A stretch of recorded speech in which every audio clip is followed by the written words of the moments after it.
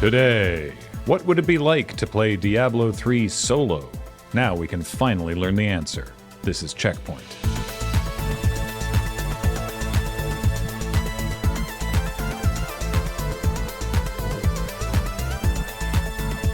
Welcome to CheckPoint. It's good to be back. Yes, indeed. So sorry the show was on hiatus for a few weeks there, but it's back now. Guys? Yep, no CheckPoint aired that I'm aware of. I also have not watched them. Diablo news this week, but nothing to do with Diablo 4, rather 2012's Diablo 3 and its final season. Seasons of, on average, 13 weeks were added to the game in 2014 as a continual refresh and update to the game, each season having its own leaderboards and requiring a fresh character to grind their way up the rankings. The upcoming 29th and final season will add a brand new feature to the game, a single-player mode. Now, if you're like me, maybe get yourself checked, but you're also probably thinking, wasn't Diablo 3 always a single-player game? No, as it turns out, we were just playing an always online multiplayer experience alone,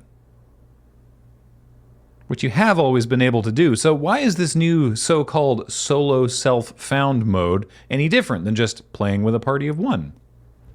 I'm sorry, that was a question directed at Blizzard. Why is this mode any different? The blog post says you can't take advantage of the experience you would get from rolling with a party, which is the same as if you're playing alone. Is it just the in-game leaderboards? I think that's the only thing, because otherwise I legitimately do not understand why this is happening. And it's not a new happening either. Diablo players have been playing this way for years. It's a custom optional rule set, like a Pokemon Nuzlocke run. And the name Solo Self-Found comes from the fact that you're playing solo and can only use the gear that you found yourself. Which, again, is exactly how I played this game, so I don't know what I was supposed to be doing, but I guess Old Man Stark was playing the game wrong again. Next thing you'll be telling me Destiny 2 isn't just a clipping collision test bed. Are you a sneakerhead? Do you spend the equivalent of major market housing rent on laceable art? Do you get a forbidden tingle when you hear the words, "For sale, 90s Jordans never worn"? Well, Nintendo has the scratch for your itch with their new line of Splatoon 3 branded shoe boxes. Yes, boxes. But not like any box. These boxes are designed to look like the same ones that you put in your Splatoon locker. And they have 4 different designs. And they cost 880 yen each, or just 64 Norwegian kroner. And they come flat packed because why would you put a box in another box? They're also 33 centimeters long, and that's super relevant because that means they're not long enough to hold the 35 centimeter long BB sandals available on the Splatoon store right now. Why? Why were they made? Why are these being sold? Is it just to keep the cardboard artists in the labo department busy? Is it because capitalism will not rest until the world is a desolate wasteland punctuated only by snowdrifts of discarded Shein fast fashion athleisure garments and slightly too short Splatoon branded shoeboxes? Who can say? Zynga has revealed Sugartown, an IP that they intend to be the bedrock of a cross-media push into games and not much else. And what exactly is Sugartown? Boy, great question. Right now it's a website with some heavily animated cars, still images of anthropomorphic cartoon animals, and a bunch of exciting nonsense about putting everything on the blockchain. That's right, it's Web3 gaming from the people who wish you'd kept playing Farmville. You can't call them NFTs anymore. No, it's Web3 now. And in fact, if you go to the Sugartown FAQ on the Sugartown website to ask, what is Sugartown? Zynga has deemed that question so important it's third on the list. Right below the one that tells you about their cool new Web3 studio, Zynga Web3. Quote, Zynga has always been on the forefront of innovation, according to Zynga's vice president of Web3, Matt Wolf. The kind of innovation Wolfie Boy is talking about here is the kind where the website doesn't even say what games will be available in Sugartown, just that they'll be minting the in-game objects soon. So you better get out your wallet and fatten his paycheck. To date, CheckPoint has received no confirmation from Mr. Wolf on how enhanced his pants are, but that's because we did not ask and do not care. Good news! The Pokemon Company knows that its games are kind of bad. Unless you're like my daughter, who is 7 years old and really just doesn't know any better yet, you've probably noticed that Pokemon Violet and Scarlet launched with a lot of bugs, and that graphics-wise they look crappy. They lag, there's tons of pop-in, and the assets like mountains have tiling straight out of a Nintendo 64 game. Violet and Scarlet, which are the premier mainline titles, look worse than Pokemon Arceus, which was a non-mainline game that came out the same year.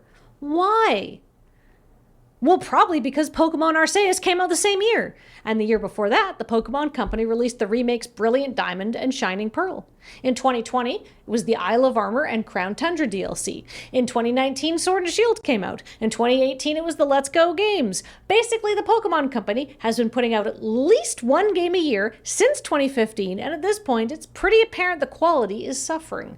It's gotten so bad that the Pokemon Company has even started to acknowledge it. In an interview with comicbook.com, Chief Operating Officer Takato Utsunomiya said, "I think in general, if you look at the past, the path we've taken up until now has been this constant release, always regularly releasing products on a fairly fixed kind of cadence, you might say.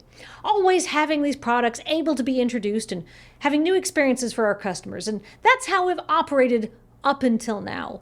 I think we're still operating in that way, but there's more and more conversations as the development environments change about how we can continue to do this while making sure that we're ensuring really quality products are also being introduced." So is this going to mean that people will be waiting longer between releases? Probably not. Does this mean the Pokemon Company is going to hire lots more people so at least the workload can be more spread out? Maybe. But does this mean at some point Daddy Nintendo had a very pointed phone call about Scarlet and Violet's need for extensive day one patches? Almost certainly. Maybe the Pokemon Company's onto something. Oh? Well, we have like 6 more stories written for this episode, but what if we just don't do them and keep the quality high? It works for me. I front-loaded all my good stories anyhow. The other 3 are just mostly fart noises and me going, "Sonic the Hedgehog!" It is his 30th anniversary.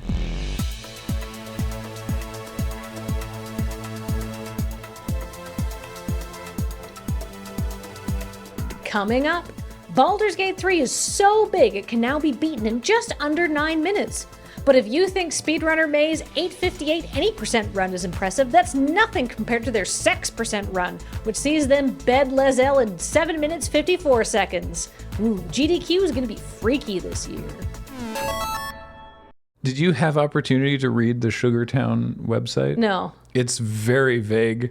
Oh, I bet. It's incredibly vague about what it is. It's as with most things involving Web3, they've gotten smart enough to not use the phrase NFT or the words that's NFT. poison right now. But it's all the same stuff. But it's all very like, it's going to be great. We're really excited about all of the fun and ownership that we can bring to gaming through this.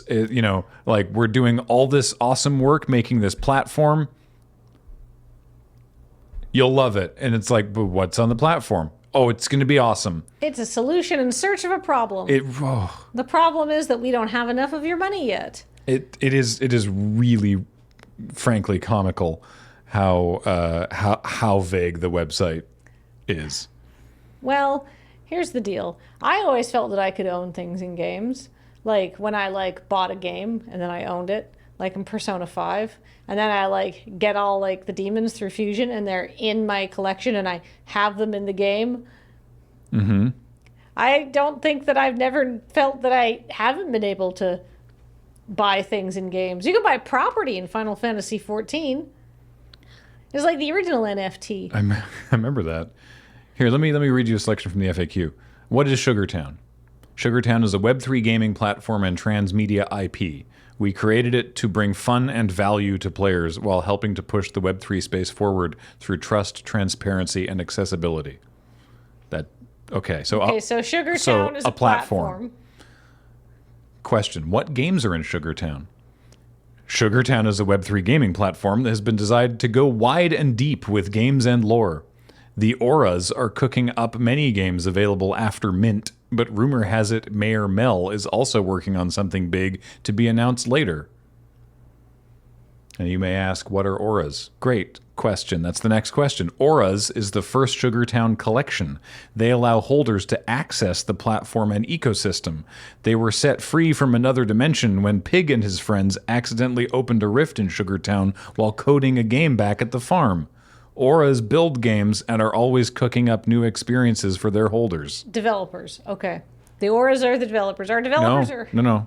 How can I get an aura? Auras can be obtained in many ways.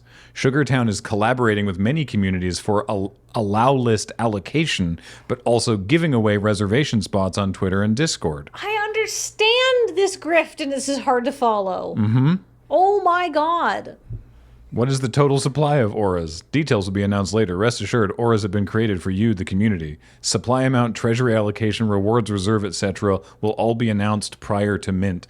The fact that you need to be like so into like speculation and like stock nonsense to like give a shit about, just sell me a video game. Christ.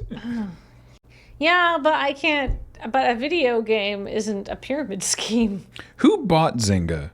We did a story about this. Who bought them recently? Did somebody buy Zynga recently? I forgot. Take-Two. Take-Two. Yeah, that was it. I remember there was a big, for $12.7 billion last year, last May. I imagine Sugartown's been in the works since very shortly before the NFT boom went super mainstream. Oh, probably. It's just, I love the slow trickle out of the sunk cost fallacy we're seeing after this. I think if it's proved anything that we can reject things that are useless, let us reject AI, let us reject NFTs, let us reject capitalism, making capitalism for the sake of capitalism. No more no pay, only spend from these assholes. Hey, you want to reject hate speech? I do frequently. Great. Xbox has unveiled their new moderation community guidelines rollout system. 8 strikes. But wait, not all. 1 strike gets you a 1-day suspension. Okay. 2 strikes, a 1-day suspension. 3 strikes, a 3-day suspension. 4 strikes, a week. 5 strikes, 2 weeks. 6 strikes, 3 weeks. 7 strikes, 2 months. 8 strikes, a year. And what happens when you come back and you do a thing after a year? I don't know. I guess you gotta. I guess they start Get again. another year? I guess I get one. I assume once you're. I would hope that once you're at 8 strikes, you're at 8 strikes. But here's the thing. Not all infractions are created equal. So, profanity, presumably out of context, because people swear all the time. Yes. Profanity and cheating are a strike. Okay. Being sexually inappropriate or harassment or bullying are worth 2 strikes apiece. Oh. Hate speech is worth 3 strikes. Oh. Just immediately 3 strikes. Ooh, so you immediately go to, what, a 2-week suspension? For 3 strikes is 3 days. Oh. But then your next one's a week. So hate speech is 3 strikes and you're out. Yeah, if you do a hate speech three times, that's up to 8 strikes. Yes. I have literally never had a heated gaming moment in my life. I've sworn a lot. Oh yeah, I swear all the time. I don't understand how there's no way you can accidentally a hate speech as far as I'm concerned. Yeah. So it's I don't know, people are making a lot of hay out of the fact that it's like hate speech and 3 times worse than cheating. And it's like, well, I mean, cheating also makes people really not want to play your video games, but hate speech might make them just never come back. Yeah, I feel like cheating is like, I don't know. I do feel like hate speech is worse than cheating, honestly. Microsoft has said it will continue to issue automated enforcement actions in favor of imposing strikes only for reports that have been reviewed by the Xbox safety team and determined to be accurate. Legit. And they take their safety team very seriously. We got to tour that department once, and those poor people. They're doing the Lord's work. Yeah. Anyway, Lord does not see there, though. Yeah, thought that was interesting. I hope you all enjoyed having Ian around for a few weeks there. That was fun. Mm-hmm. Yeah, we're we're back now. It's not just Kathleen and I. Don't worry, Beach is also around. Yeah. But We're just we've giving Beige a break. We've released Ian back to the day job. Yeah. Beige needs to go back to his closet and recharge. Yeah. But once he's cleaned his ports, he'll be good as new. Hey, if you're a Magic the Gathering fan, pre-release coming up at the end of next week. Oh, that's Saturday, August 26th. Tune in for that on Twitch, and the replay will be on the Magic channel, which is youtube.com/LRRMTG. If you're watching this one, subscribe to this channel, LRRVG. We have a tabletop one as well, LRRTT. Subscribe to all the channels. Make number go up. Woo! Okay, bye. Bye.